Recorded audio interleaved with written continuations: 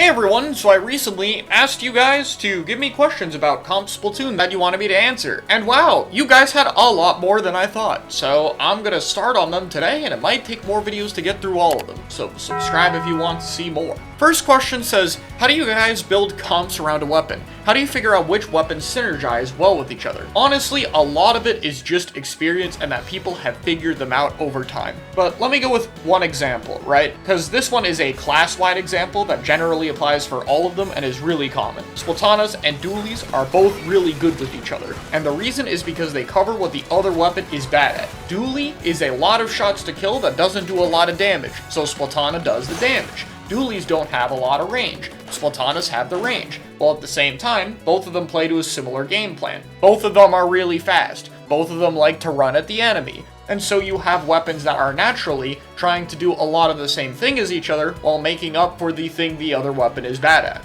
So in essence, you're looking for weapons that can cover for each other while having the same general game plan.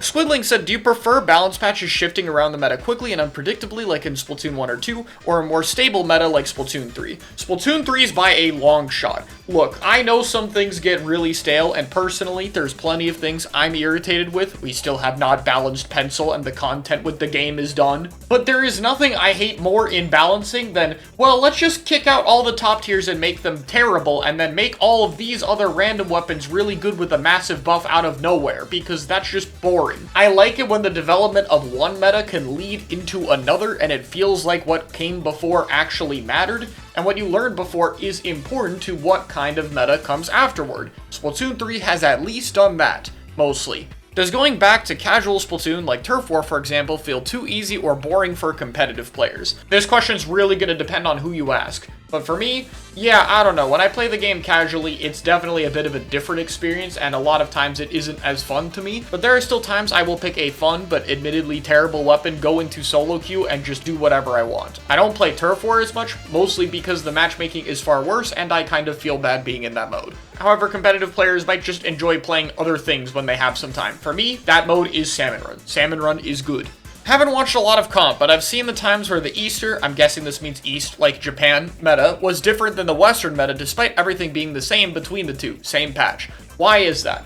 This is really uncommon because usually nowadays when one side figures it out, usually Japan, the other side will just copy. But in this case, I think you're referring to patch 1.4, which probably just had to do with the fact that Brella was new, and latency made it worse in the West than it did in Japan. So, I'll go with that.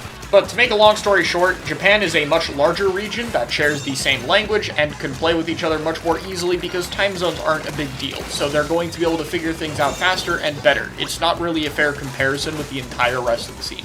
Is it possible for a Splatoon player in the West or Japan to make a living off of playing the game without having to make content? No. Do you think this will be possible? Probably not for a long time. I'm gonna be so honest with you guys. If you're getting into competitive Splatoon to make money, don't do it. This is not the way to make money. If you want to try and make money off this game, do content. And even then, I don't think it's something you should do a full-time job in. Just being honest here. How often is Squid Roll and Surge actually used? Squid Surge's most notable application is climbing up some 2-block high stacks, like on Mako for instance, and Squid Roll is very rarely used, most often against specials like Crab and Jetpack where the pairing works consistently. InkVac isn't super strong right now. If it were to get buffed and become meta, do you think it'd be healthy for the game? I get this question a lot about a lot of different specials, and the answer is it depends how. Why don't we see West versus Japan that often? Language barrier, time zone barrier, and Japan normally doesn't have to deal with latency, which means a lot of them don't want to deal with it to fight Western teams. How would you recommend a new player to Splatoon start to take a look at comp?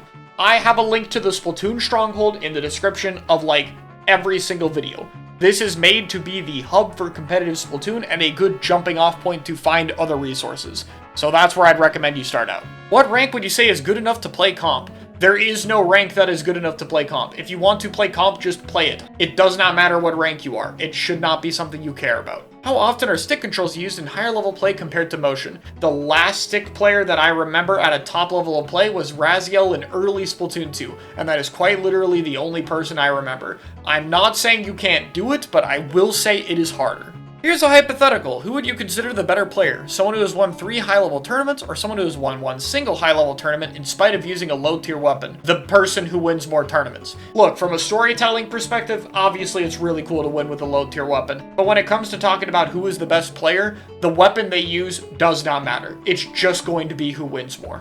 How are you supposed to make a name for yourself as a freelancer? Try to find pickups and do well in tournaments, or grind out solo queue powers, and then use those to brand yourself. That's basically it. I would highly recommend doing solo queue if you are new to the scene and trying to brand yourself. X power is annoying to grind, but it is very important to getting better as a player, and it's very simple to use as a general indicator of individual skill. How are people able to keep the community active and interested to non-players watching the scene? Promote things that are cool about the game. Show off a really cool weapon. Talk about an interesting tournament, your favorite team, whatever it is. If you want to help keep the community active and alive, it's a lot about showing the kind of cool things the community actually does. Promoting the best parts of the scene is something the Splatoon community is very bad at and needs to do more of. There are so many high-effort videos, tournaments, art pieces, etc. that I see just frequently get ignored on social media. If you want to help keep the scene alive, try spreading the positive things that happen. I swear this does not happen enough.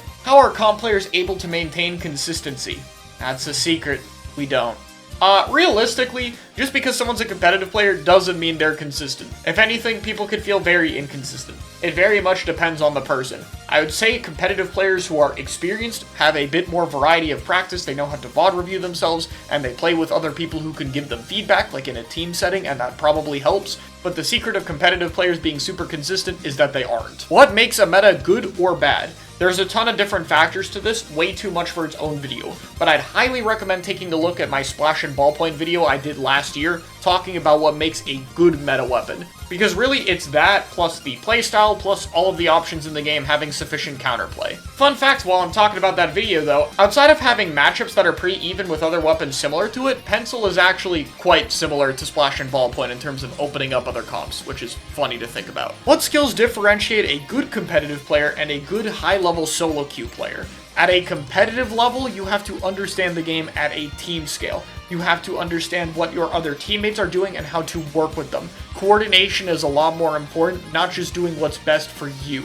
And so a lot of what separates those players is a better fundamental understanding of how the game is played and what the goals are of your weapon composition and how to exploit that. As for what makes a good solo queue player, it's typically better mechanics, of course, but also problem solving. You have to identify what is the reason your team isn't winning the game and prevent it. What is the reason that stuff like Pencil stays in the meta for so long even though the devs tune it back?